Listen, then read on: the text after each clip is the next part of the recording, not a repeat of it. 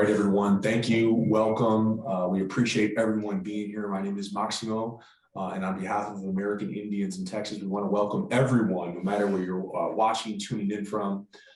We are live in Yanawana, San Antonio here, thriving cities, indigenous spaces in the 21st century. We're very excited to share some information with you today. We've been gathering information, collected some data, and we're very thrilled to share all of this information with you today, as well as some actionable items and steps that we're going to be taking to be moving forward regarding the state of affairs of American Indians in Bexar County. We'd like to also give a special thank you to our partners, the National Urban Indian Family Coalition, the Margaret Casey Foundation, and Native Voices Rising. Thank you so much for your partnership, continued support. And without further ado, I'm going to pass it over to our partner here, Carla Aguilar, Director of Development, who's put together a phenomenal presentation for everyone. And sit back, enjoy the show. Feel free to drop any comments wherever you may be viewing this at, whether it's on Zoom, social media, drop us any notes, and we'll be sure to get with the questions and respond. Thank you, and Carla, I'll pass it to you. Wonderful. Thank you so much, Maximo. Good afternoon, everyone. Shumanam. Hope everyone's doing well with their homes. Healthy, happy, strong families. And want to take a moment to just introduce myself as a development director of American Indians in Texas. And part of my job here in the organization is to help tell the story of our organization and continue to garner the resources and the support that we need to be able to continue to serve the community and fulfill our mission. So thank you to all of the elders, ancestors, and guardians of these lands that make this work possible. And without much further ado, we'll just dive into the presentation and take it from there.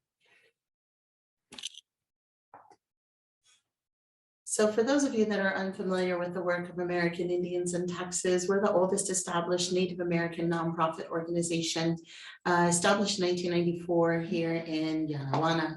The families that founded the American Indians in Texas are from the Tepilamquahuitacan Nation.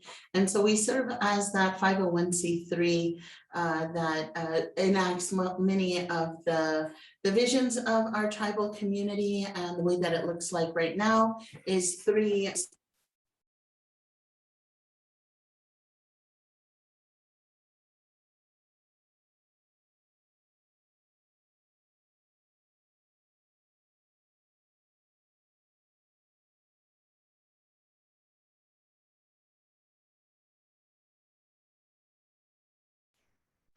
Yeah, we've lost the audio.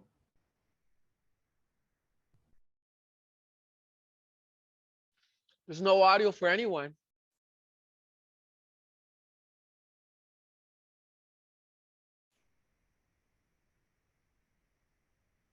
Urban Indian SA, we were able to begin some research and start laying some foundational work here so that we could tell the story of Native Americans in San Antonio because there was such a void in data. And so this Thriving Cities presentation, along with many of our strategies to make the invisible visible, have been in partnership with the National Urban Indian Family Coalition.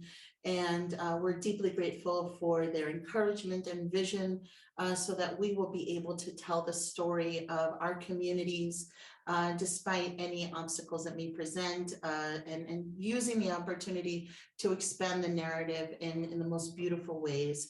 And so here's a little bit of a virtual smudge for everybody. We know everybody's having a tough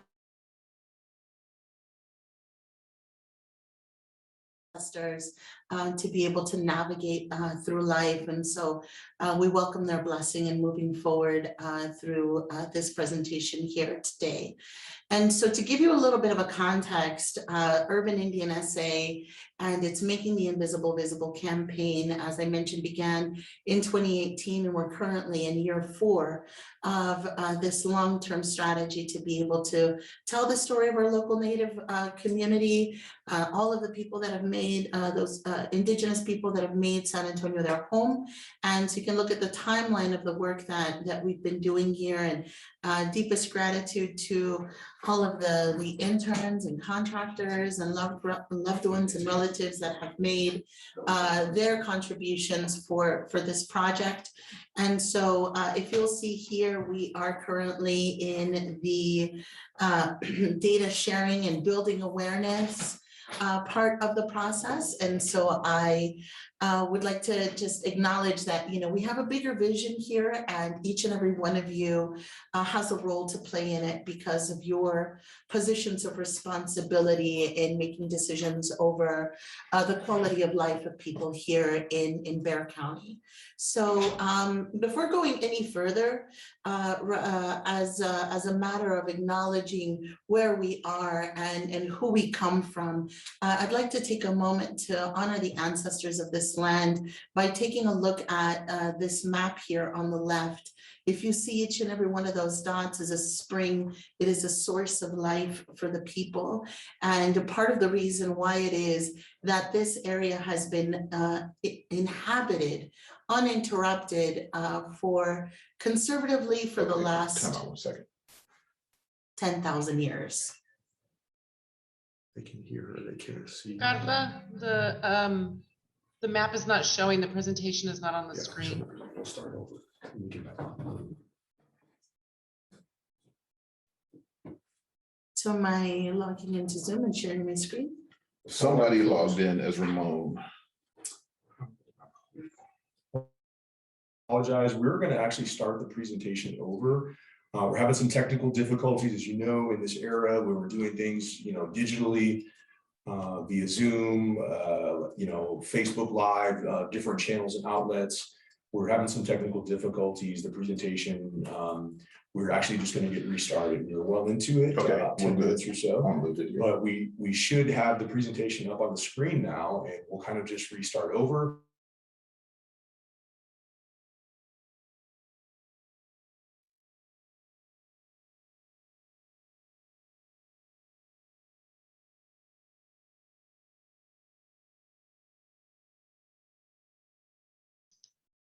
Well, now we've lost audio. And take it from the top. And so thank you so much for your patience, ladies and gentlemen. Part of the importance of doing this presentation is that this data, these data sets that we are presenting to you,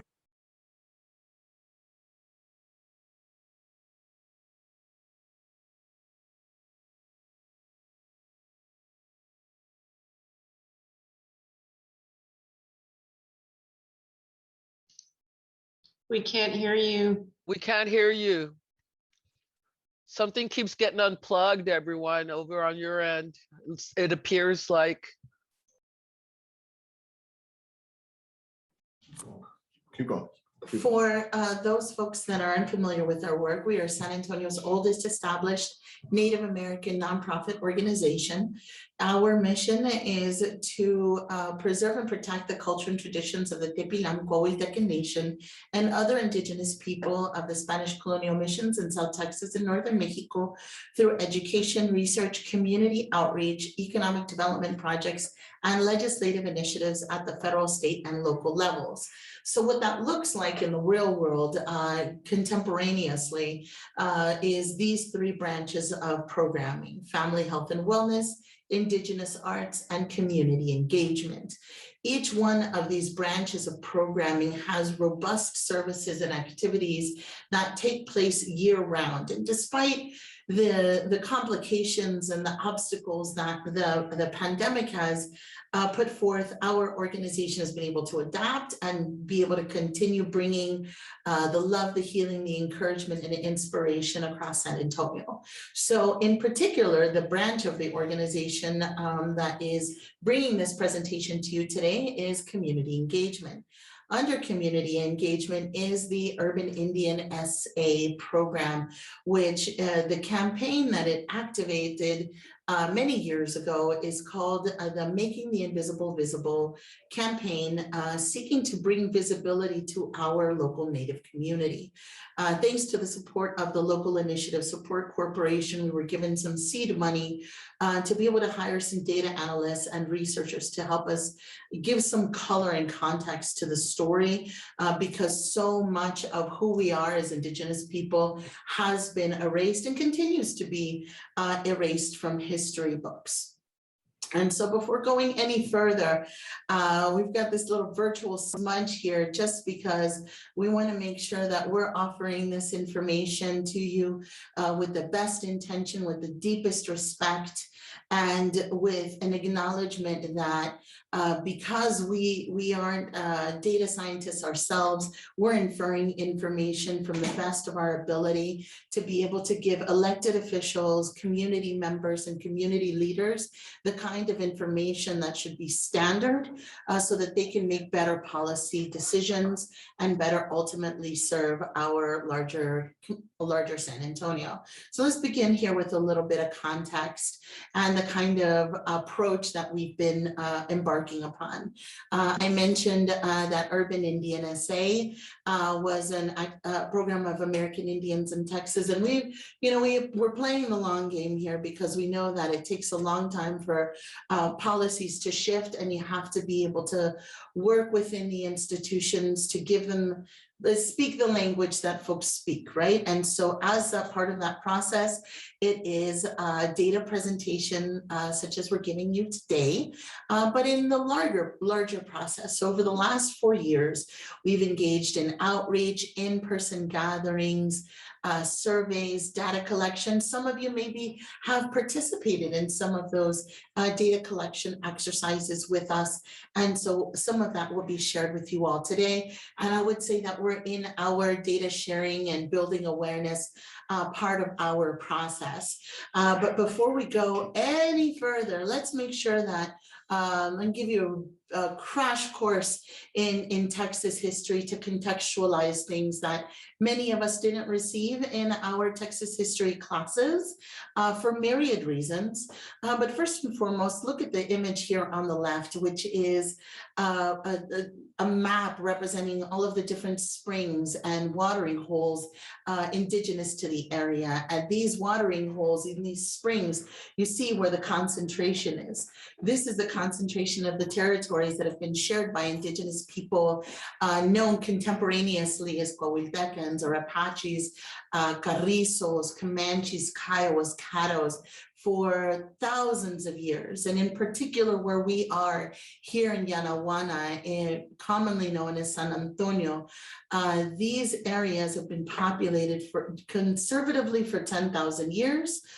We have archaeological sites, for example, over by the Toyota plant that are 8,000 years old. There's a fire pit that the Richard Bean site that was carbon dated 8,000 years. And so when we were invited to discuss and participate in the tricentennial, we were really excited to celebrate because we love San Antonio.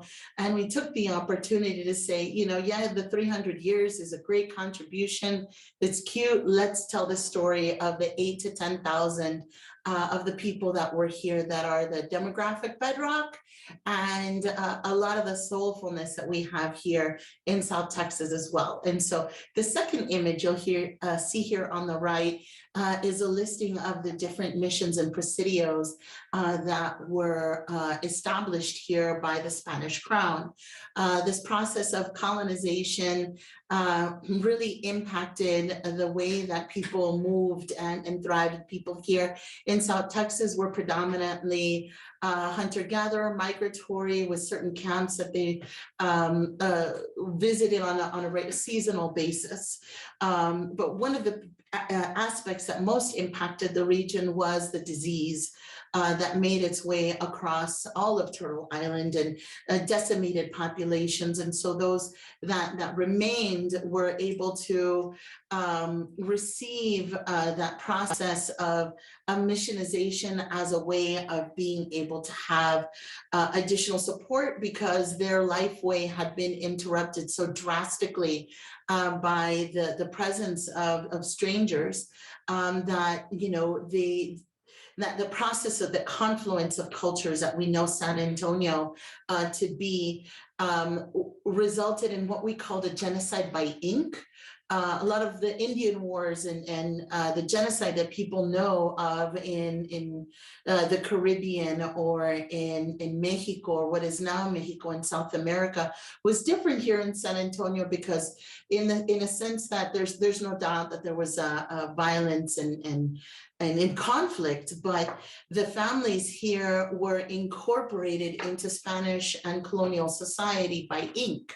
And so from one generation to the next, people that were born Pahalat, born Tap, born Lipan, born Payaya, in one generation had their tribal identity go from who they were into a Spanish caste system, which would title them either Indio or Mestizo, and sometimes carry over additional information in the Catholic birth or baptism records.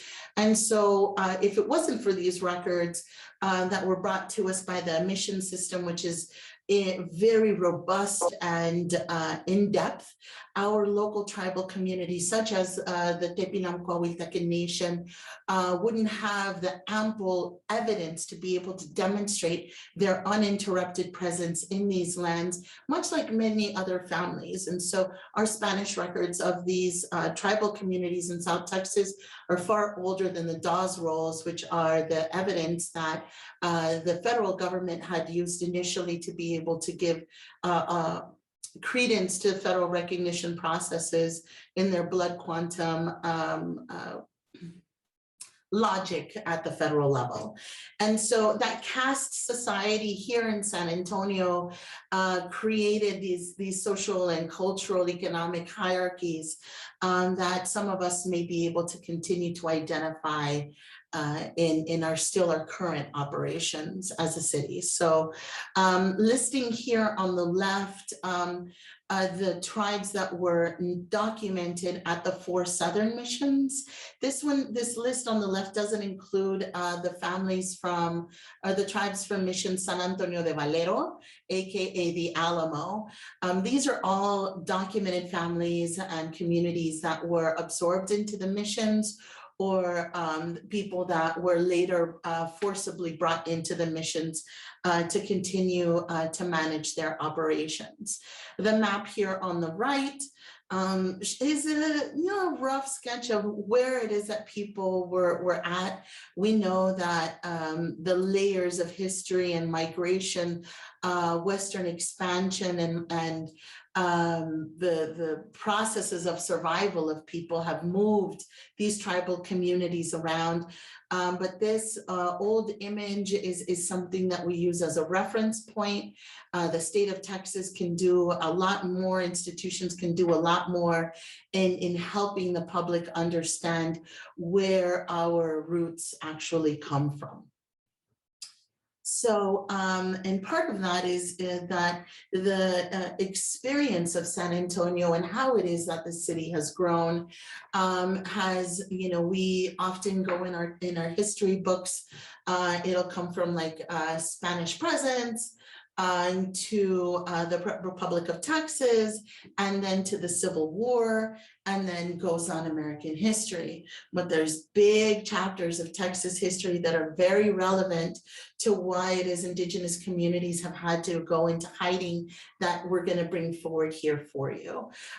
In the 303 years of the existence of this place within, the Western context, there's been 6 flags, 6 nationalities that have flown over these lands. but the original people that have been here have had to figure out how to adapt in order to survive. We have elders that share with us the stories of, being told even when they were young that it was better for them to get beat up as a Mexican and instead of getting lynched or getting killed as an Indian. And that is a ripple, the echo of the kind of fear that was imposed in South Texas, in particular by the Texas Rangers. This image here on the left-hand side is from 1780 at the King Ranch. There's widely documented evidence of the Texas Rangers actively exterminating Indigenous people from all across the region and pushing people into fear. So if you know that you're going to be at risk, then you're going to figure out how to camouflage and survive with your family. And that's exactly what happened to many of the Indigenous communities here in South Texas that had to put a veil of, soy mexicana or soy mexicano as a matter of protection so that they wouldn't be targeted. Because the Indian wars and process of policy of extermination was very much real and had pushed hundreds and hundreds of families into a place of adaptation and having to migrate in order to survive, having to adapt, and having to conceal in order to be able to keep their traditions and their culture safe despite the policies of extermination. And so here in the state of Texas, on the left-hand side, you have a listing of all of the different tribes that were present in what is now this concept of Texas. And there's 3 federally recognized tribes that are here. The Kickapoo tribe of Texas, the Alabama Cushata, and the Tigua, also known as the Isleta del Sur Pueblo. These 3 federally recognized tribes have either been given territory or purchased territory by the federal government, and so they have their reservation areas. But these are not tribes that are original to San Antonio prior to Western expansion, right? These relatives have made their way here and we welcome them on these lands.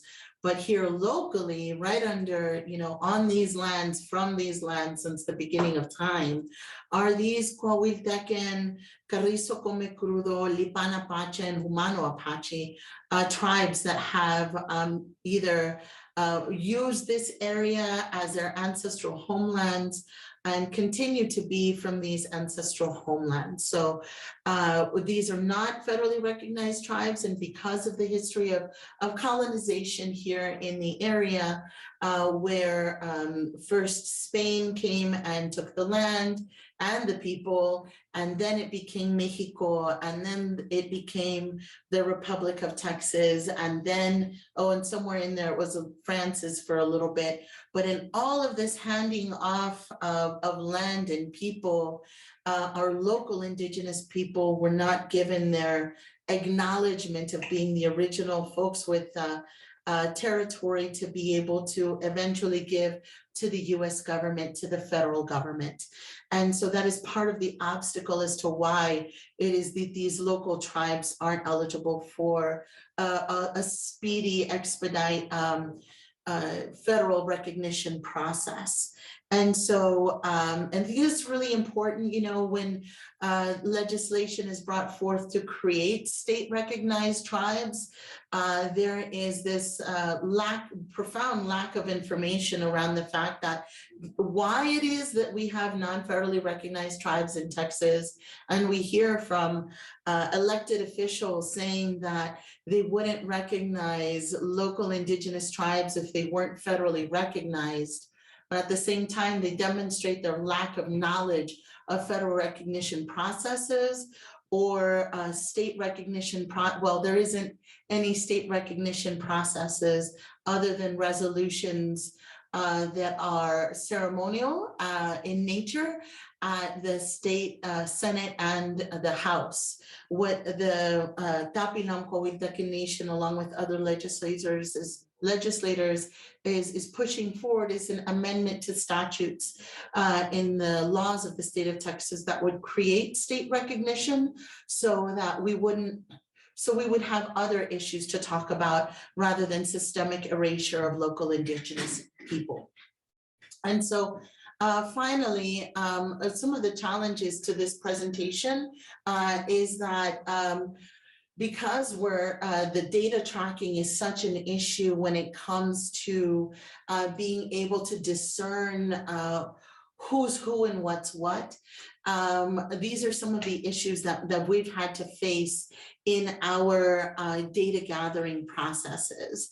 First, the state of Texas eliminated its Indian Commission in 1989, saying that there were no more tribes in Texas, and that the state of Texas no longer had any responsibility to Indigenous populations because local Indigenous people were all federally recognized, the 3 tribal communities that I mentioned before. And so that's blatantly false. And these are tribal communities that continue to thrive and contribute not only here in San Antonio, but all across the state of Texas. Another challenge is figuring out what the exact definitions are. So the urban Indian population versus American Indian Alaska Native versus Indigenous versus our relatives that are Indigenous to the South Pacific and those tribal communities as well. So being able to get the right measurements and gauges has been a little bit a substantial challenge, and that's a policy recommendation that we'll go back and look at the end, because municipalities, counties, the state of Texas, and private institutions all have a duty and a responsibility to demand that this information is documented as such, so that at the end of the day, you're able to make the most informed and adequate decisions on the priorities of the constituents that you serve.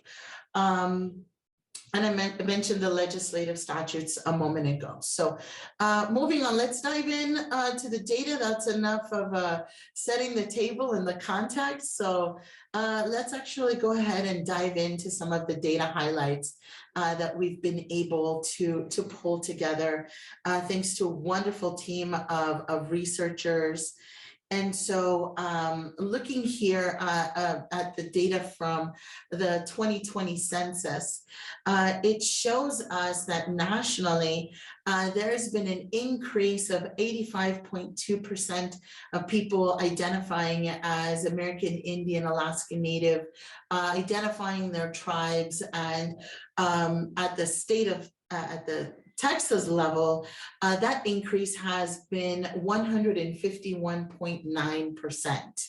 At the county level, here in Bexar County, the rate of increase isn't as astronomical, but it's still very notable that there's been an increase of 130.8% of folks identifying as American Indian, Alaska Native on the census. Versus in 2010.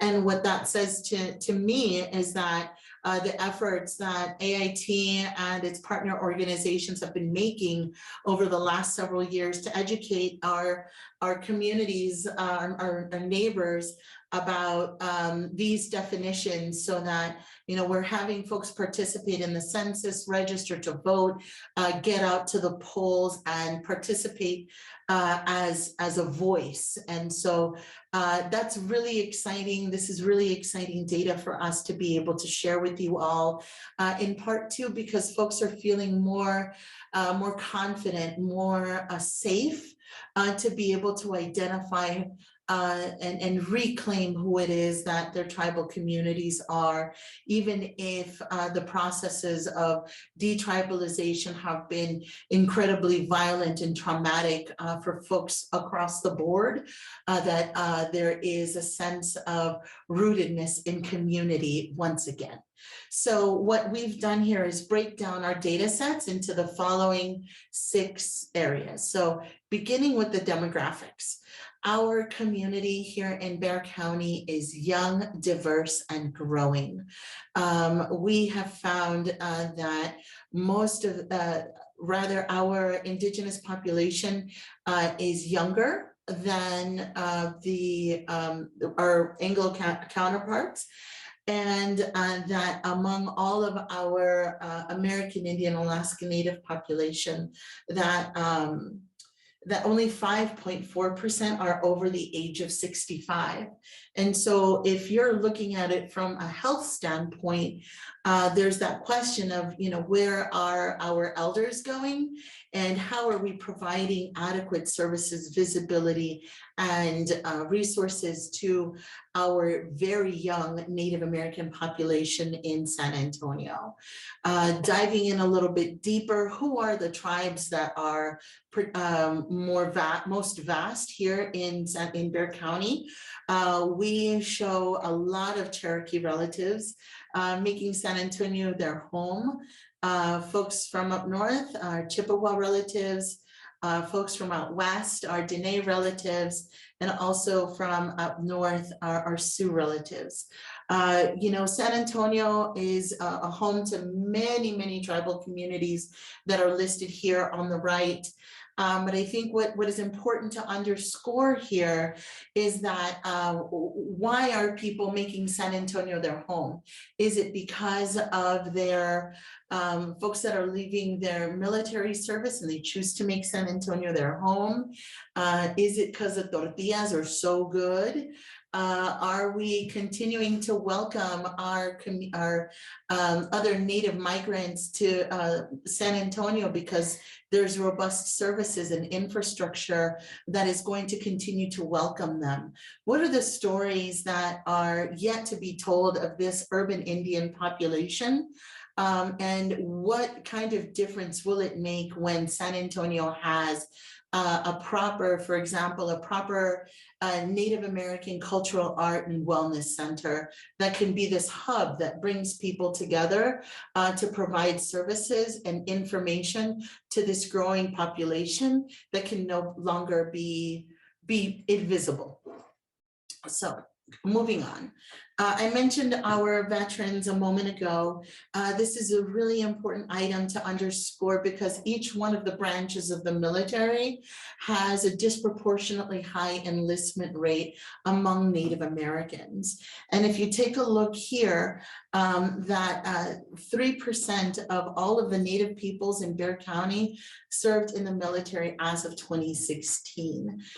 In our culture, there is a great deal of value placed in warriorship and taking care of our people and the land. And this is demonstrated here with our rates of enlistment, in the branches of the military, because culturally there is still a great sense of responsibility to serve and protect our land and our people, despite whatever flag it is that may be flying above. And so how does Military City USA respond to this substantial Indigenous veteran and active service population? So moving on to these questions of income. According to the latest census information,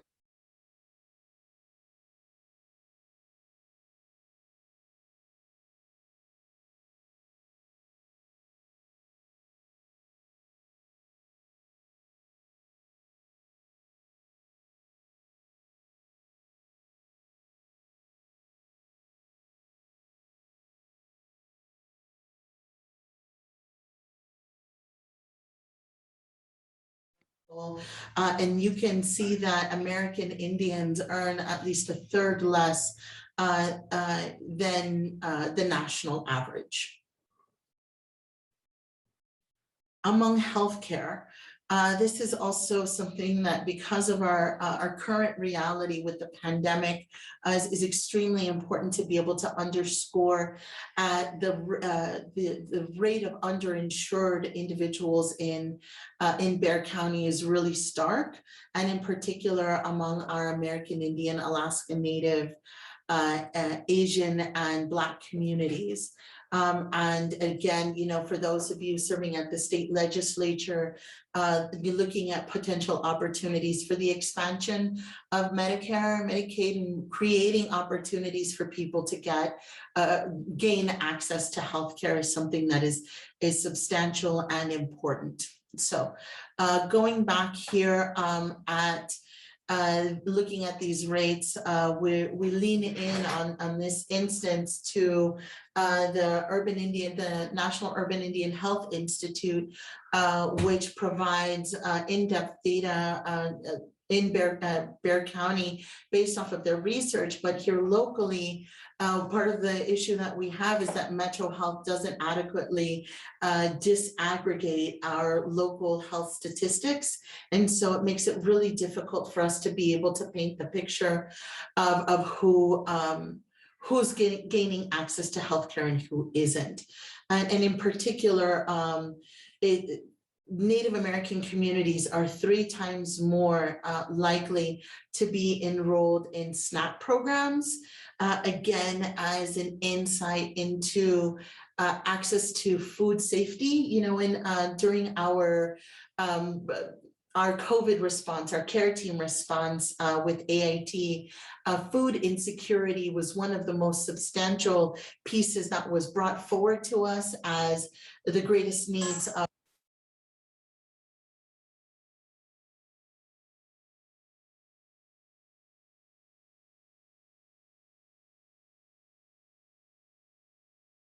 And in part, this is really, really important because this gives us an insight as to some of the long-term health indicators of families here in Bear County. In particular, our 7th generation birthing services works to educate our families, men and women, parents rather, of all ages as to what are the best practices for a healthy family, healthy household, and providing prenatal birth and postpartum care for families at no cost. So in terms of educational attainment, the stats are still really concerning. It still shows us that American Indian Alaska Natives are 6 times as more likely to not finish high school. We show that only 8.7% of American Indians will have a bachelor's degree, though they show that about 28% of our population in Bear County does have access to some college, but only 8.7% actually get their degree. We have a really big opportunity here locally to expand the narrative and engage our school districts and being able to tell the story of American Indian contributions, with all of the legislation that is being brought forth around critical race theory and as an extension of systemic erasure of Indigenous people. Here locally, we have a great deal of responsibility among our young people to be able to not only demonstrate our values, but to be able to look at these statistics and know that we can do better. Next, around housing. Part of the issue here, as was mentioned before, is that it's difficult to find disaggregated data specific to San Antonio. But in particular, we're able to look at renting and housing data. So 54% of American Indians rent versus 33 of their Anglo counterparts.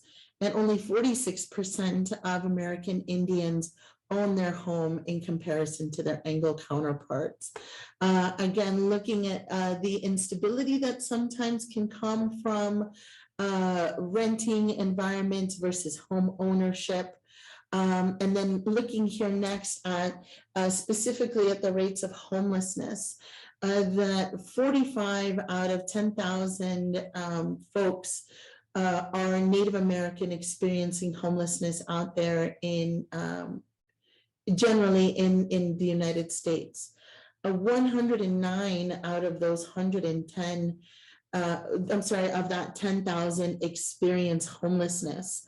That is a really stark rate when you think about your image of Hawaii and the Pacific Islands and how it is that those relatives there live, versus looking at how only 11 out of 10,000 white Americans experience homelessness, and then being about 40% less than the national rate. But looking here more closely in San Antonio, if we know that there's such a stark rate of homelessness locally, how is it that we are investing in addressing those issues in a proactive manner? In our previous data that we've pulled here, we had been in contact with the American Community Survey that was telling us that 8% of the total Bexar County homeless, that 8% of the total Bexar County homeless population was American Indian and Alaska Native. And again, that being a very stark reality because we're only 2.9% of the population. How can 8% of the total Bexar County homeless population be Native American? And so that to us, it gives us an opportunity to look into a point in time count. How are we actually including community organizations such as ours to be able to better reflect our Native community and bring folks into the fold, into greater visibility.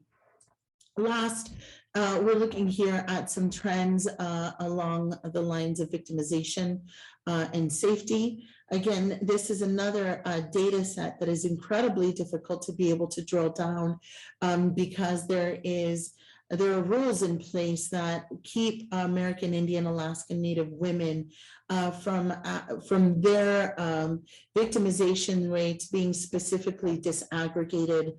Hence why we have such a drastic issue with missing, murdered, and disappeared Indigenous relatives, Indigenous women and femmes across Indian country. And that data isn't being actively disaggregated and monitored, and which is why it kind of gets lost in the numbers. But if you look here at our victimization rates, according to the DOJ in 2000, that American women, American Indian women across the board are victims of increased violence and sexual violence, relationship violence, family violence. And so that's why it's so important for projects like the Indigenous Rape Crisis Center. That is one of the pieces that is also in the works among the larger umbrella of work that American Indians in Texas is contributing here locally. Looking here at the rates of victimization among men, part of the difference in the trends here is reporting rates as well. And so coming back over here and looking at what some of our next steps are and the invitation that we make to our elected officials, to our community members to make these requests of our elected officials is to give us the opportunity to be seen. We know that it is our responsibility as an Indigenous community to tell our own stories and to be able to educate ourselves on our history. And we have so much that we want to contribute to the city of San Antonio and to Bexar County and South Texas. And when we're seen, when we're included, when our voices are given a meaningful place, then it allows us to be able to contribute even more. And so that includes commissions and boards and places where we can contribute something more than being an afterthought. And particularly, we're looking at policy considerations around data disaggregation and tracking. For you to be able to make informed decisions, you have to have really clear data. And until there's enough mandate at the municipal level and at the county level, and that political world to say, ladies and gentlemen, we're going to really need to separate out what our local Native community looks like so that we can begin to provide adequate services, because more and more people are moving here to San Antonio and looking for these kinds of services. And not only because of the cultural tourism that our community brings to San Antonio, do we want to provide services for our local Native community, but because it is the home community, it's a bedrock of San Antonio, and that dignity is something that is well overdue. And so that is going to be done through value-driven strategies, and those value-driven strategies look like long-term vision. Policy recommendations need to be able to look way into the future. We have a responsibility to operate thinking 7 generations into the future, because everything that we do today will impact future generations. And so our legislators are those in the judiciary, are those making decisions for our lives, our quality of water, the quality of food that we consume, our safety. Are you thinking about your investments 7 generations into the future or not? And particularly since among Native American youth, there is an increasing identification, that kind of visibility among young people matters. And particularly since the trends of expanding population among Native American communities continues to grow, we have to be able to look to our young people and invest in their quality education, quality services that reroot them in the strength of their culture, so that they'll be able to better give fruit going forward. And some of that is that philosophy of long-term vision of that intergenerational spirit, intercultural spirit, interdependent spirit is what it is that has brought AIT into being a collaborative partner across the board with so many different agencies and institutions, but it is integrated into the success of our programs. And so your support of our approach has been really monumental. For example, our Healing the Wounded Spirit program, which is our family violence intervention program prior to the pandemic, was running about 7 classes a week. And since the pandemic and switching to online classes, we're running at almost 30 classes a week. And so it is a stark number, stark increase, but this pre-trial diversion project that we've been experimenting with the Refugio Court here in Bexar County has brought so much healing and well-being to families that are being given the tools and the resources rooted in our ancestral knowledge and our ancestral wisdom to be able to heal themselves and to heal their families and create greater family unification. And, you know, we get referrals from CPS and multiple orgs across the board, and it is through our adaptability that we've been able to help reunite families and keep families together.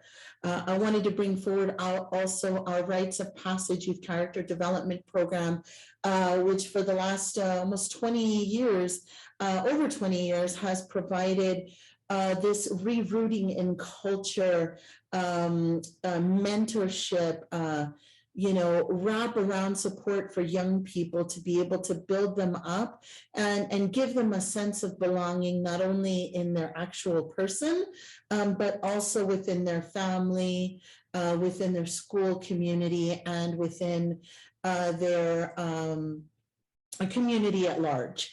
And so that why that matters, that sense of interdependence, is because young people feel like they belong. And more than ever, our young people need that sense of rootedness in their culture, so that whatever challenges and obstacles it is that life will inevitably bring forth, that they have something strong to be able to hold on to.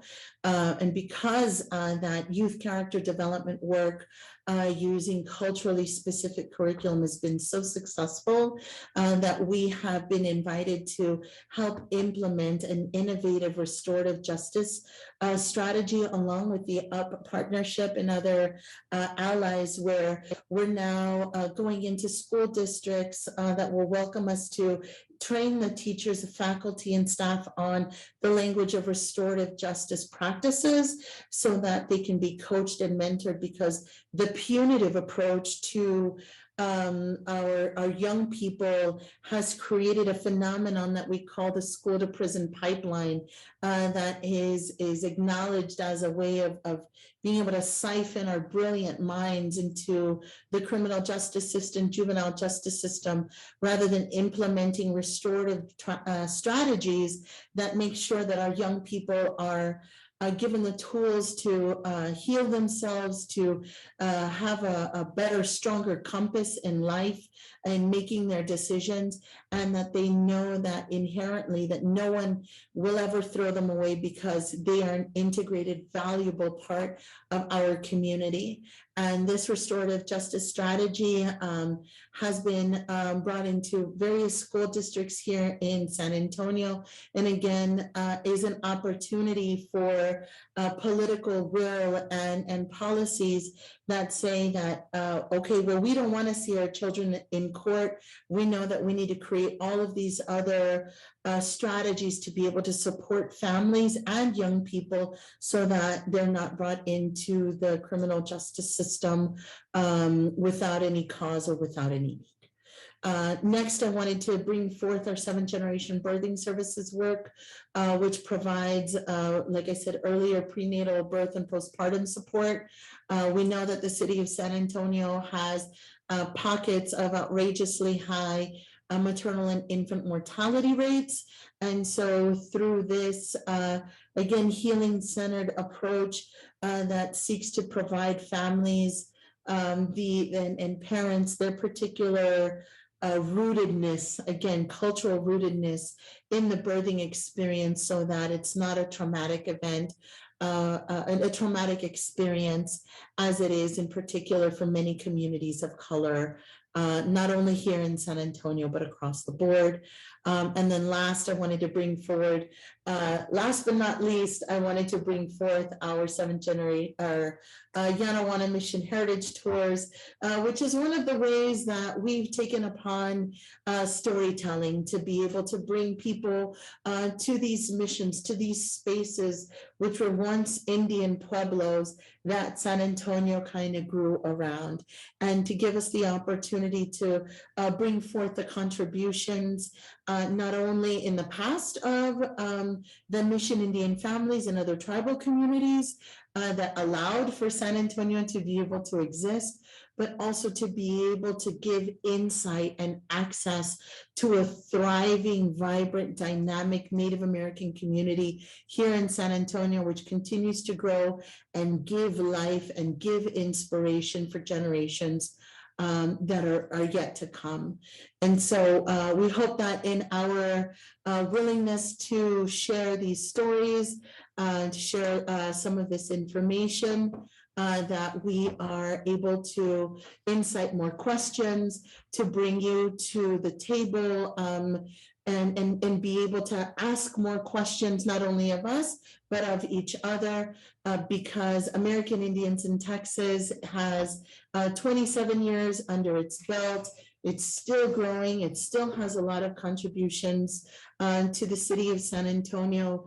And we welcome your partnership going forward, so that we can continue to be this thriving city. And in closing, just, a big thank you to all of our partners here for the vodcast media studio,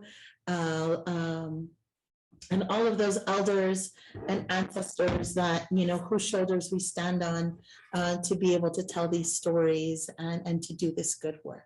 Yes, So, yes. Nalet, thank you. Thank you so much, Carla. That was impressive, as well as informative. So thank you so much for your preparation, everyone who contributed to the presentation. You know, all of the pieces and components have come together for this. And so we wanted to get this information out, information that we don't typically see and hear of.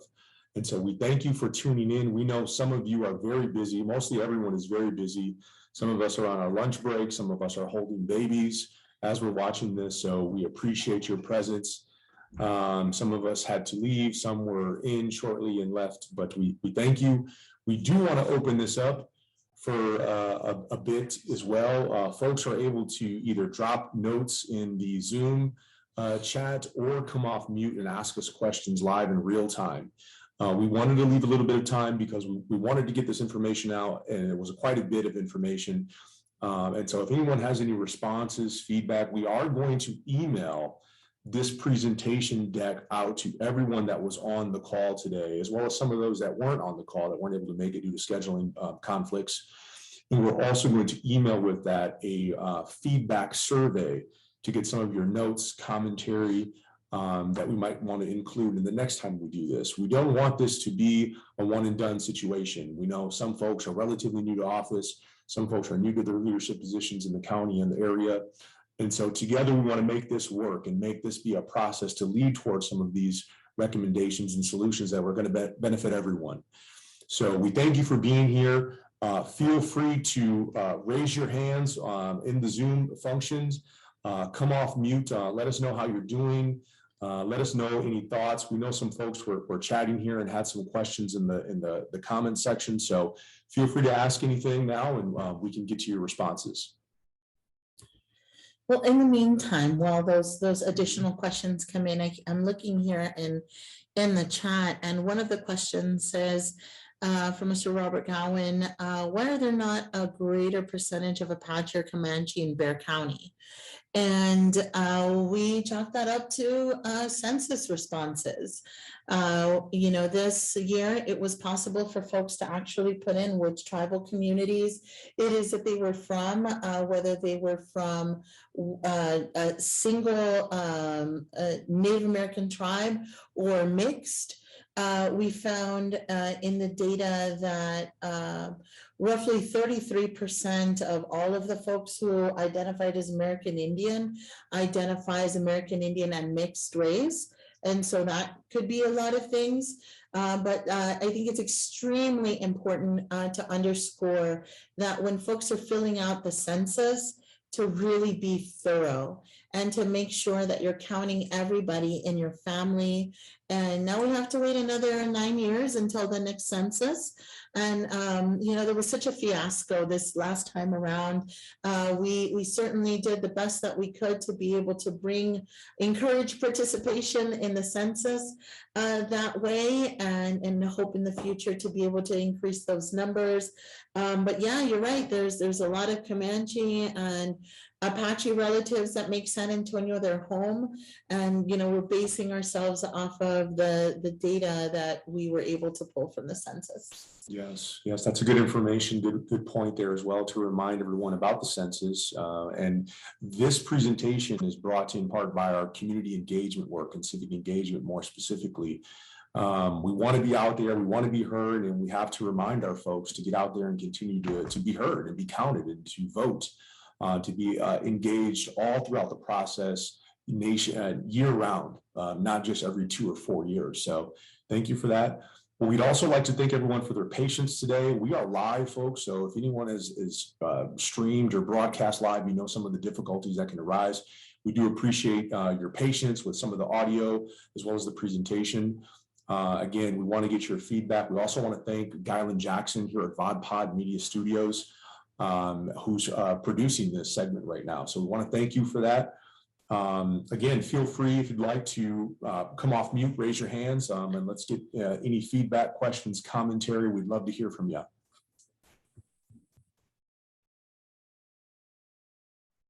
Hi, can I chime in? Yes, we can hear you.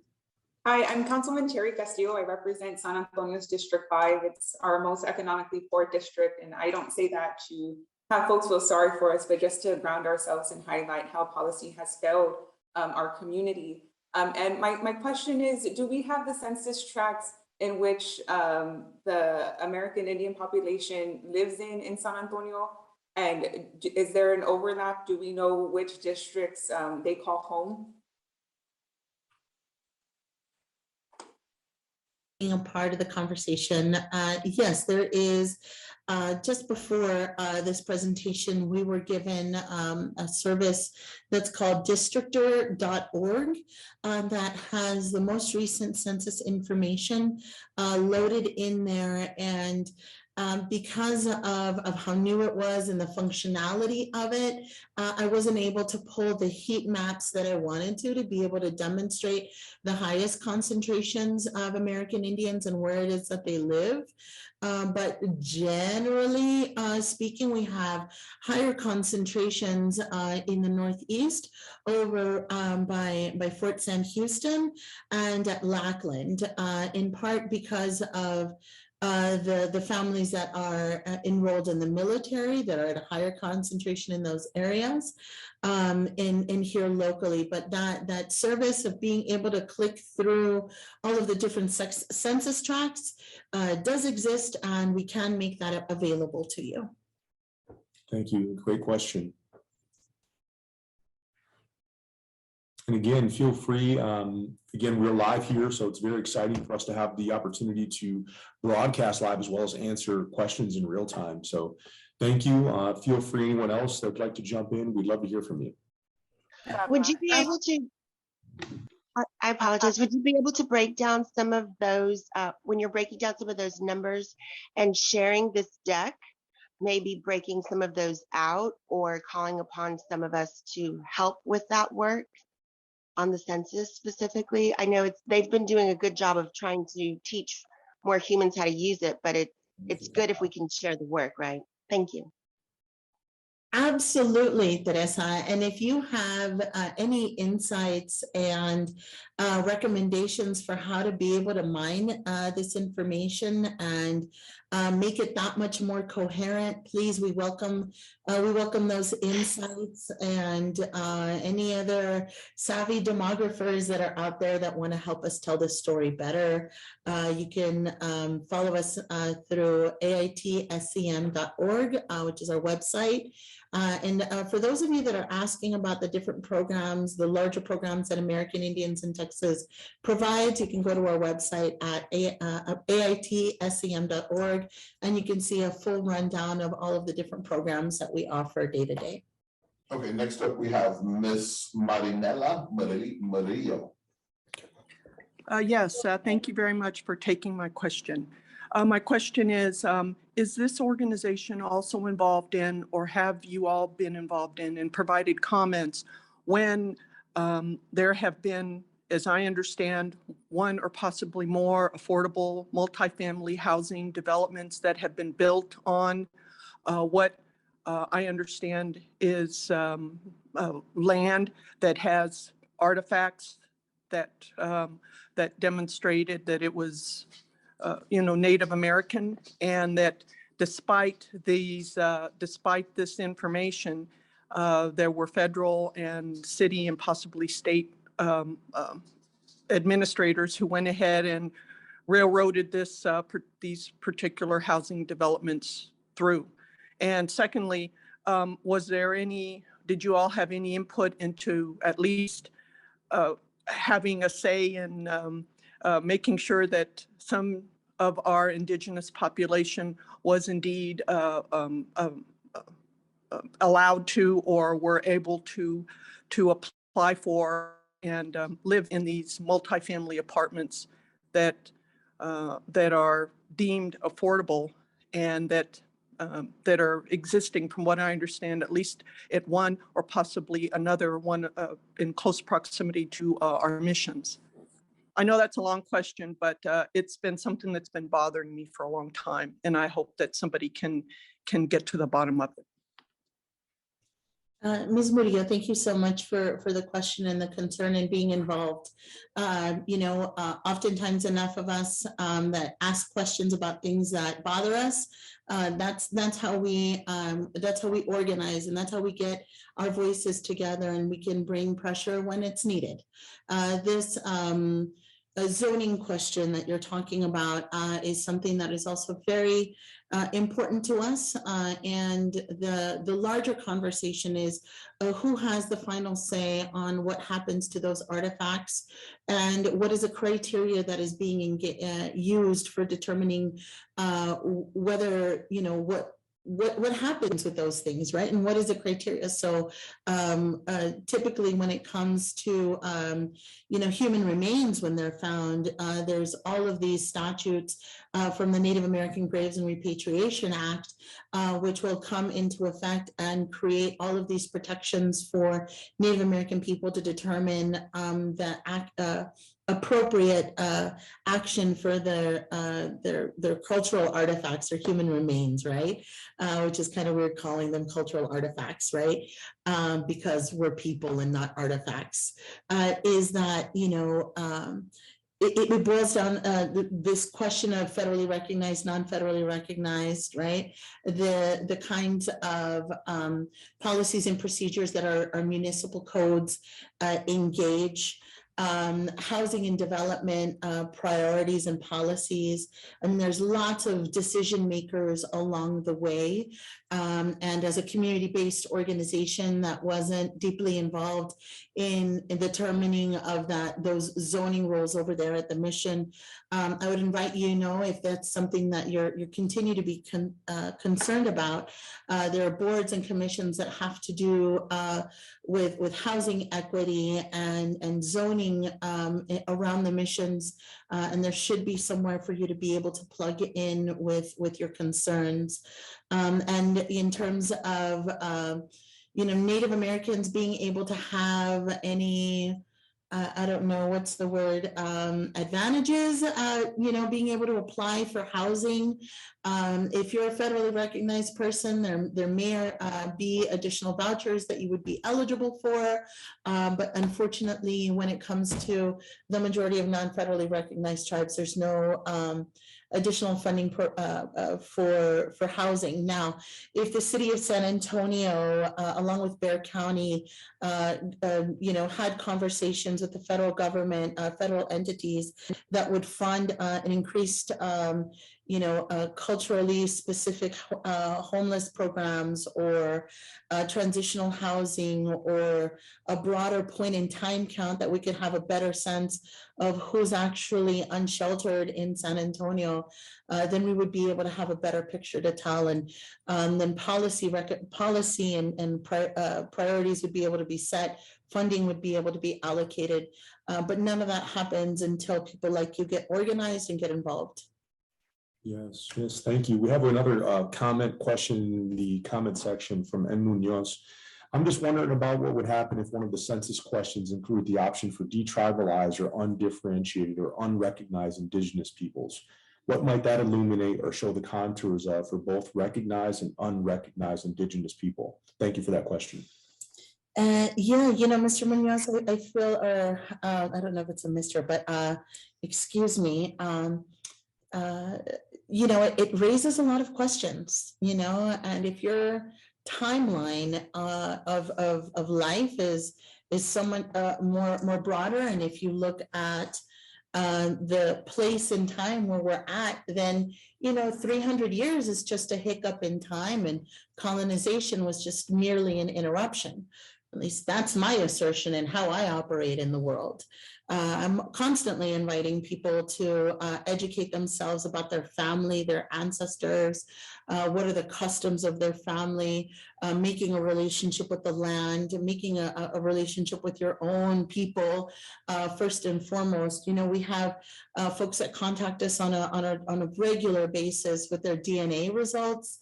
And, it opens up an opportunity for conversation that, blood quantum and these DNA results don't they don't necessarily make you there's no denying you're indigenous to these lands, but if you are culturally native and actually like living and working and operating your life and relationship in these communities and with the different structures and protocols and values that exist within each one of these different tribal communities, that is a different story than doing your ancestry.com and beginning your journey.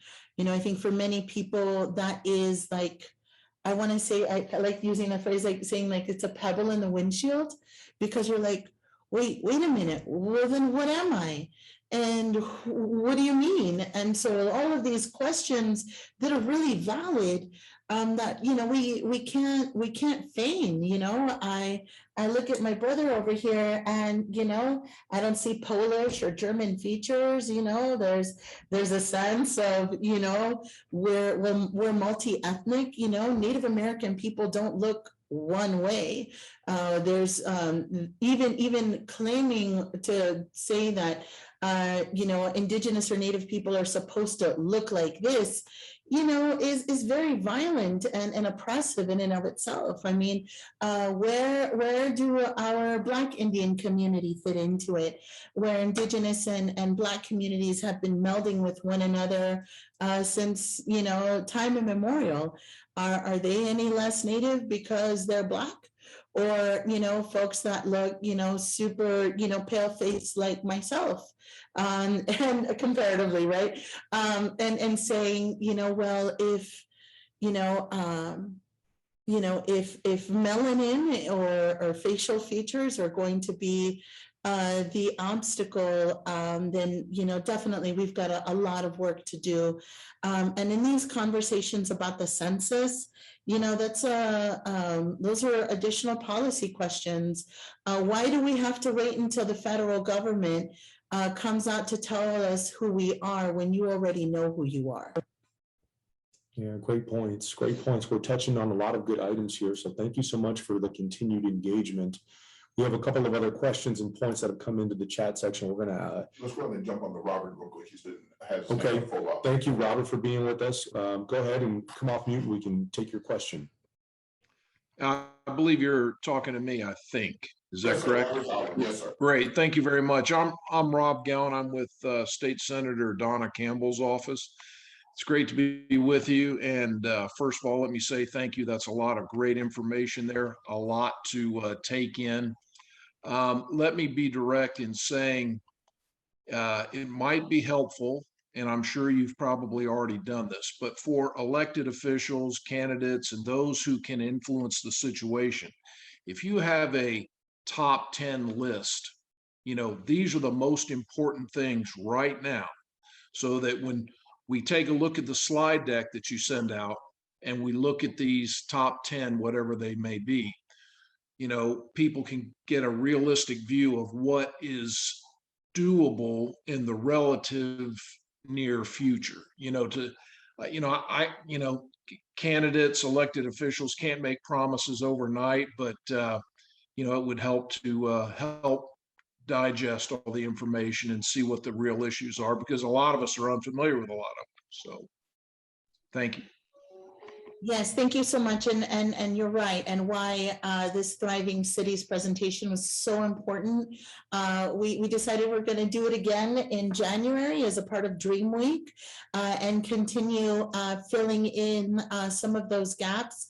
But I think this matter of the actual concrete policy recommendations, the now what component of it is the part that we're moving into, because we've like I said, we've been doing surveys and holding convenings for several years. And one of the primary things that we hear from folks time and time again here locally is that they want a place to be able to go, like a physical space that folks can go and just be themselves. And in the qualitative data, they say that that's why they love the powwows and the markets so much, is because you can just be yourself.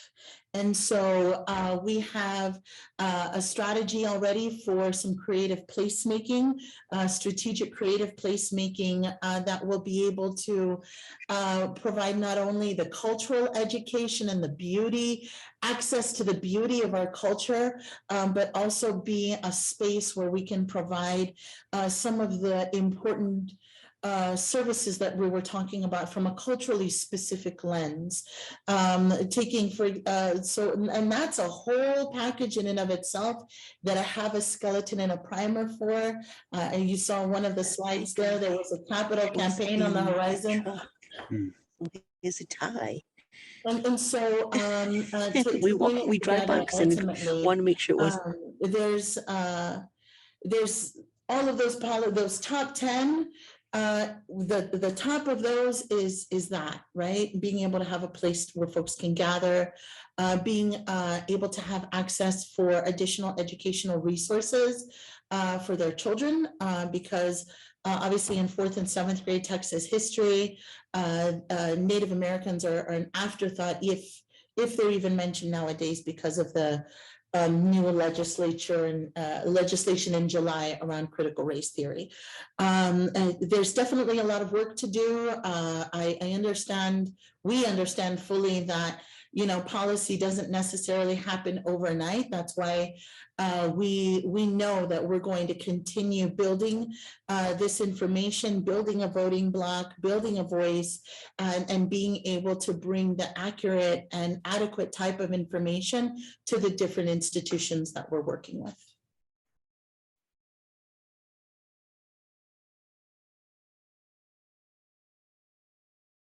Y'all are on mute again. Still muted. There All you right. go. Can you hear us now? Thank you so much. Again, the thrills and the not so thrills of recording live here. Thank you so much. Again, we are going to be getting this presentation deck. We want to continue to follow up with your offices, with your constituents, you know, whomever we need to speak with to continue to have this conversation. There's one question that we wanted to get in here regarding language. I think it was. While Maximo's finding that, we have the honorable friend of mine also, Ms. Rosie Gonzalez. Okay, we can hear you. Come on. Hello, everyone. I do want to make sure that everyone present does know that AIT, along with their affiliates, have a very important role in our court, Bexar County Court of Law 13. We are the host court for the latest and newest specialty court in Bexar County. And that specialty court works with the accused, the offender of domestic violence, first-time offenders with substance abuse issues. And we use the MP360 curriculum that is brought to us by AIT and Jerry Dale from Southern California. It is taught to our participants as a requirement over at the neighborhood place. It is a 20 to 25 unit curriculum focused on first-time offenders of domestic violence with the substance abuse issue. And AIT is the sponsoring agency that teaches that class. And so AIT is at the forefront, at the front line of addressing domestic violence in Bexar County via that curriculum. We are a court of first impression. It is the first time that a judicial entity has worked with the defendant on this level on this issue. There's very little resources for violent offenders, but this community, our Native Americans, our Indigenous peoples have stepped up to address the issue at its core, and that is with the trauma and the hurt offender who needs trauma wraparound services, and you all are taking care of our community that way. So for that, I want to express the gratitude of Bexar County and our county courts for your involvement in that specific program. Thank you very much. Thank you, Judge Gonzalez. It is your leadership and your vision that opened the door for our Healing the Wounded Spirit program to be able to impact as many lives. And as the Healing the Wounded Spirit Family Violence Prevention Program exists, there's other pretrial diversion programs such as the Rites of Passage program can be used in that way, that we had been working with Judge Bull for many, many years in the juvenile courts there. with the city of San Antonio to be able to also work with first-time offenders and youth. And we had an incredible result where 95% of the youth that participated in our rites of passage program, which was a 13-week piece with the orientation and graduation at the end, 95% of those young people completed their probation and never came back to court again. So that to us tells us that this culturally rooted philosophy that implies to folks that, everybody is important. Nobody's getting thrown away. Punitive approach is not a solution. We're trying to bring our relatives into the circle and hold them, even if they're, messy and blubbering and all of that. That's our family. Then we're going to show up to take care of each other and want to be able to give that example as best we can. We may have infighting in our own families and in all of that business, not trying to say that we're perfect in it by any stretch of the imagination, but we know that what works for us in our community is a treasure, and we want to share that treasure with San Antonio that way. And so thank you again, Judge Gonzalez, for making a way for us to be able to help others this way. And I do want to add, for all elected officials, this is a fiscally responsible approach. We're able to bring down our recidivism rates at 1/10 of the cost of incarcerating our offenders and being punitive with them. And so that is progressive leadership, and that is restorative justice. And I ask that other elected officials join in the support of this court and find ways to financially support it. Thank you very much. Absolutely.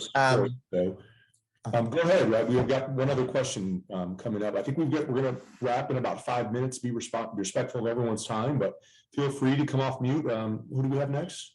Judge Grace Uzomba. Okay. I am with County Court at Law Number 2. I, along with Judge Rosie Speedling Gonzalez, have worked long and hard in the therapeutic justice field industry, trying to bring more restorative and therapeutic justice to the courts in Bexar County. As well, Judge Huff started a coalition that involves and has brought together all of the specialty courts to include the juvenile courts to ensure that we're looking at ways, alternative means to be able to address folks who have issues and come across, and one of those issues is the criminal aspect. They come in contact with the criminal world. And instead of incarceration, we want to be able to work with them to be successful, not only for probation, but for life, to make sure that they gain the skills that's necessary in order to be able to overcome any shortcomings and to move forward in productive contributions to society, to their families, to themselves. I am the one who put in the question that you wanted to address regarding language. I'm an immigrant myself. I could say probably English would be my second language. And I know that when I went home, I'm originally from Nigeria, and I went home and were able, through a lot of work, able to embrace my native language. Such identification and self-assurance came from that, just that effort alone to be able to understand and speak my native language.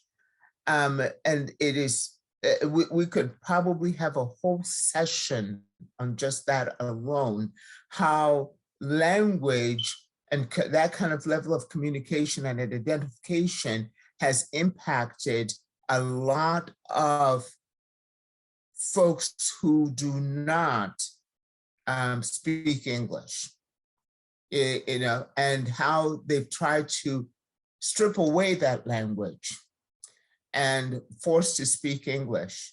And now folks are coming back and learning and understanding that that's what makes them unique, makes them whole.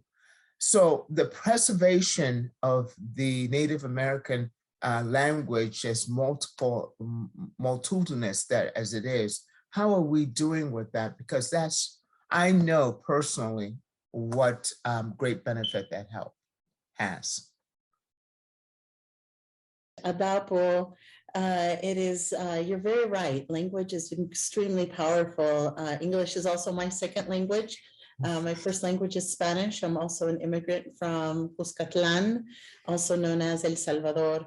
And so I feel in Spanish, I think in English, and I'm learning to pray in Nahuatl, which is the indigenous language of my ancestors. And I'm also learning some Pajalate, which is the responsibility that I take on as an adopted member of the Tapilam Powiltacan Nation to learn their language and customs and values as well. And, you know, within indigenous communities, each tribal community has their own way of transmitting this linguistic knowledge. The elders of the Tapilam, which is the founding community of the organization I work for, American Indians in Texas, they had very few speakers left. And so there was a mandate given by the tribal council for an emissary, if you will, to have, or a set of emissaries to be sent to go and learn and train. And they've come back, they've built out some documents and are currently teaching family members that have children so that those parents can immediately transmit the Pajalat language to the next generation. And that's how, you know, it's being applied in our sense, because it was supposed to have been an extinct language. And so we're giving life to it again, and how beautiful it is to hear those words and be able to speak them over the water and know that those words had been shared over these rivers for thousands and thousands of years. And it gives such a sense of gratification to be able to have that root. And I hope that more people are able to have access to their roots that way, or be able to call it in somehow to be able to reroot themselves. Yes. And as a retired veteran, you know that I am most grateful for the service that the American Native language played in, I believe it was World War II, to be able to communicate certain codes and the recognition of that. Yes, yes, they have made an entire movie of that, and they specifically recruited Native Americans because their language could not be decoded. So, thank you.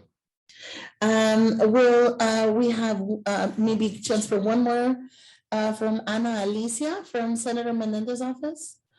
And so, yes, for the record, from the Civil War, World War I, World War II, Korean, like all of these different code talkers and folks that have been guardians of indigenous languages have played a very pivotal role in the protection of the United States through their service. So yes, acknowledge that very much. Thank you, Christina.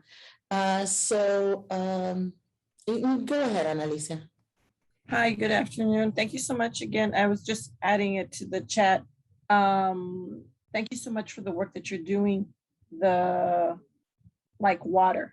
So the slow work, that's important work, but also looking at the next steps policy-wise. And so we look forward and want to make sure that we follow up with you on some next steps. Senator Menendez has been supportive of the work of AIT-SCM. And so however we can continue to play a role,